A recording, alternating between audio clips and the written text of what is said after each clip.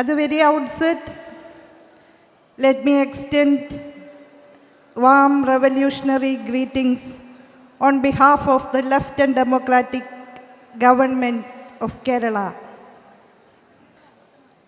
As you already know, today we have assembled here to discuss the far-reaching consequences of the national education policy and other measures taken in the educational field by the present NDA government at the center. We have assembled here to register our protest against such retrograde measures and to build up resistance and defense against attempts to rob the democratic rights prevailed in the education sector in Kerala. I think it's better to call this document as a policy of exclusion than a policy of education. In order to understand the possible dangers implicit in the present national education policy, at first we have to locate it or contextualize it in the present socio-political situation prevailing in India. What are the specificities of contemporary socio-political climate in our country today? We have fallen prey to both political fascism and religious bigotry. The secular fabric of the nation is being torn ruthlessly. There is the conscious distortion of history. There is the conscious distortion of representation of certain sections of society. There is the systematic erasure of the subaltern sections, classes, castes, and gender altogether from what is counted as social and cultural history of Kerala. Those who were relegated to the margins, that is, the minorities, the Dalits, women, and transgenders, are further pushed to the periphery. Through creating an atmosphere of animosity, through politics of hatred or politics of intolerance, and unleashing violent onslaughts on these marginalized sections, the politics of exclusion is getting strengthened. Communal polarization gets intensified through the very acts and approaches of the rulers of India. The central government have proved themselves as anti-minorities, anti-women, anti-Dalits, and anti-people. Certain sections of the society are othered and alienated through constricted versions of nationalism. I would like to draw your attention to the recent episode of erasing the references to Mughal dynasty from the history texts of NCERT.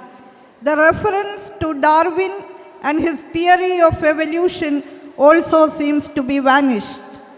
The periodic table, which is an inevitable tool in chemistry and other sciences, also has been removed.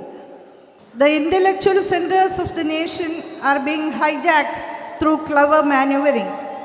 The key positions of these intellectual centers, like JNU, are given to the supporters of Hindutva fundamentalism. It is in this context that we should go through the proposals of the NEP 2020. The NEP 2020 as an educational document has certain serious gaps, silences, and contradictions in it. NEP, with its profusely verbal acrobatics, appears to address all the concerns of modern education, but covertly and cleverly smuggles in the specific agenda of the ruling party through the fissures and gaps in the ideological structure built up by the policy document. Actually, NEP has not been subjected to any legislative or social scrutiny. It has bypassed the parliamentary procedure. It was not discussed in the parliament in a detailed manner. Through a travesty of social audits, it has invited public opinion through UGC, but totally disregarded the replies. NEP 2020 comes after 34-year-old National Policy on Education 1986 policy document, Rajiv Gandhi's Challenges to Education, a Policy Perspective. An educational policy should scrutinize the impacts, merits and demerits of the previous policy documents. But NEP never makes an attempt to study the impact of the previous policy documents. Moreover, the document was released with any empirical data or studies. Most of the time, the document revels in a remote past, in the glories of ancient India. What was the situation in that so-called golden period? The society was highly hierarchical, pyramidal and unjust. The majority was kept in darkness through the denial of education. It was a place where Egalavyas has to cut their thumb if they pursue studies. It was an age which proclaimed that Shudras and women, if they venture to study Vedas, molten lead should be poured into their ears. That society with rotten feudal values was full of atrocities perpetrated against the backward and weaker sections. The present NEP, through its enthusiasm to glorify that ancient India, is trying to go back to the pyramidal and highly hierarchical social structure like that of Varnashrama. The document keeps complete silence on the constitutional values like secularism and democracy. It never mentions the need for reservations for the socially and economically backward sections. The elimination of the socially and economically weaker sections from the field of education will be the effect of such approach. In the present Indian context, these silences should be treated as severe, serious or criminal. In the present regressive atmosphere, this can be a silent dissent for othering or alienating certain sections from the field of education. In the present socio-political situations, where communal forces join hands with global capitalism and corporate forces, we can clearly see this document as a vehicle for communalizing and commercializing education. The document will surely contribute to the intensification of the process of commodification of education. Besides accelerating the processes of commercialization, communalization and elitism, this document urges to impose centralization, denouncing the federal principles of the country. The NEP calls for the complete dismantling of the affiliating system of colleges. The ending of the affiliating system will be detrimental for the students from the rural areas, especially the tribal students from the hilly and coastal areas. Regional availability of educational facilities is important in the case of access. Despite the claims of NEP, it has failed to identify and address the socio-economic challenges faced by India's educational progress. While the cost of quality education continues to rise, particularly with the advent of self-financing educational institutions, an increasing number of students is forced to drop out even before completing a minimum level of education. The NEP involves a paradigm shift in education system that is highly retrograde. This shift is from a conception of education as a means of nation building to one that prepares students to become mere fodder for neoliberal capitalism. And for this, they are given a dash of cultural chauvinism. The word Indianness is being repeated in the document many times, but the definition of Indianness is too narrow and constricted. The repeated assertions of Indianness paves the way for the very narrow concept of the nation in the present situation. The variety, plurality, and diversity of our nation is the wealth of India. But unfortunately, instead of seeing this multiplicity and cultural polyphony as an asset, the NEP dismisses it as fragmentation. The word used by the policy document is fragmentation. For the NEP, the cultural diversity of India is a burden of the nation.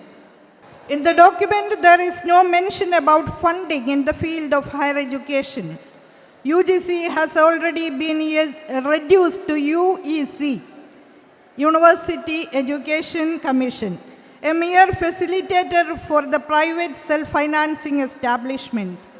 The NEP visualizes an education that conforms to the interest of a corporate Hindutva alliance. The field of education will be confined to a socially and economically privileged elite. Nowhere in the document is there any mention of reservations for the Dalits, OBCs, or other deprived groups. Its total silence on reservations suggests an unwillingness to continue with the socially and economically disadvantaged groups. We have already seen what the central government have done with the scholarships for the socially and economically backward sections. NEP envisages an education system that is full of doors that lead the students out. Its major impetus appears to be exclusion rather than inclusion. Multiple exit. The student can leave the college after the first year itself.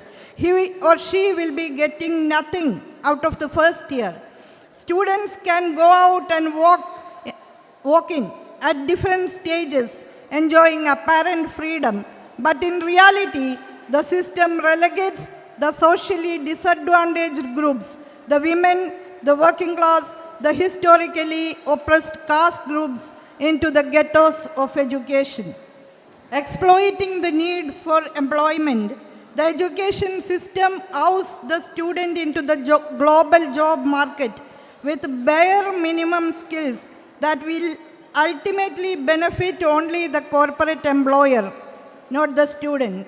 The vision is that a few, depending on the needs of neoliberal capitalism, will acquire an education that will enable them to fill executive and official positions in the corporate world. The others will be thrown out from the prospects of education with some given skills to do menial jobs. Those who receive and destined for corporate jobs will have a curriculum that imitates of metropolitan universities from America or elsewhere. This detaches education completely from Indian situation. To camouflage this imitativeness, the NEP suggests imbuing students with what is essentially a Hindutva type of chauvinism. So we can see a kind of over-centralization, neglect of the federalist principles of our country.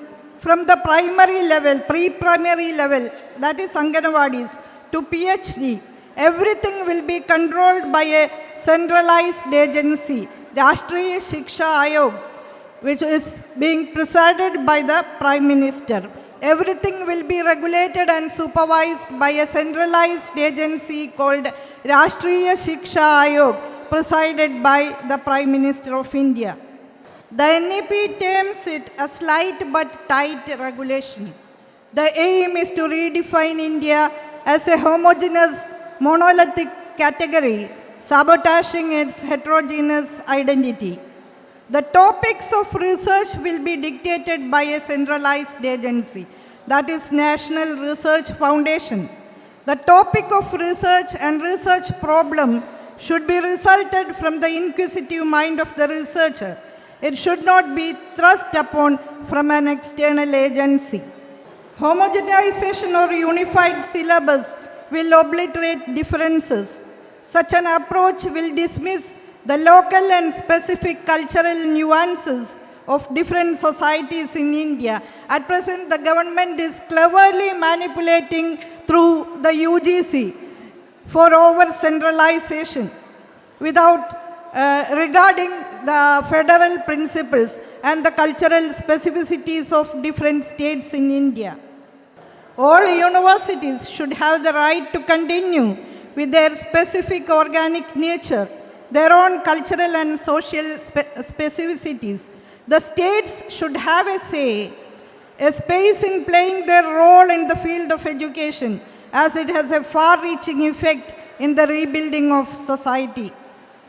The complete dismantling of the affiliating system will surely end up with the exclusion of the weaker and marginalized sections from the higher education system.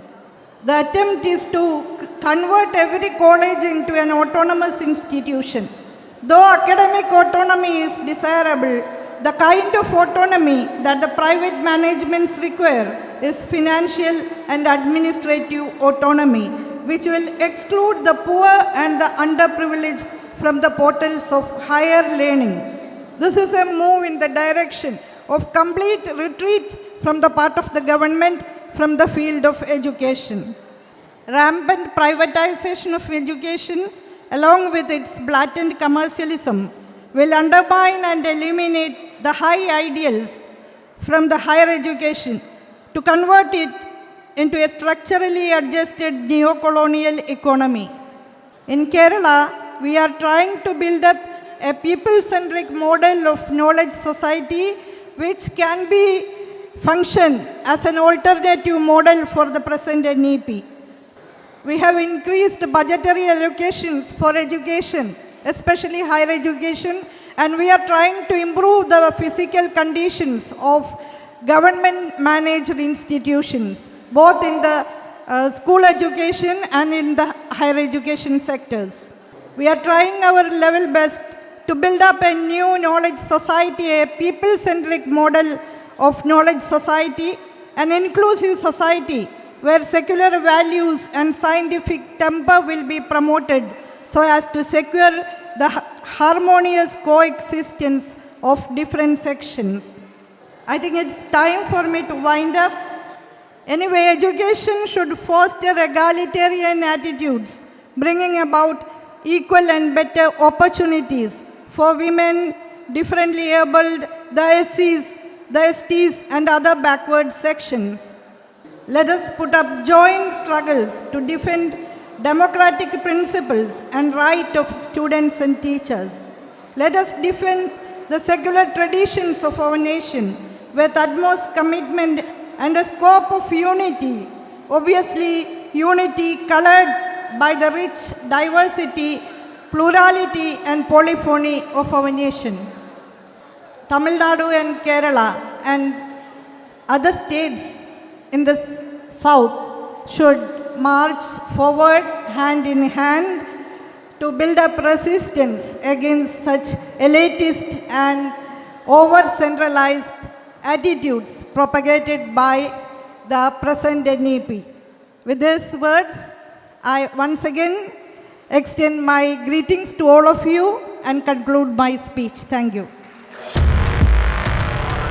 உன் கடவுளை விட உன் சாஸ்திரத்தை விட உன் முன்னோரை விட உன் வெங்காயம் வழக்கமாத்தை விட உன் அறிவு பெருசு அதை சிந்தி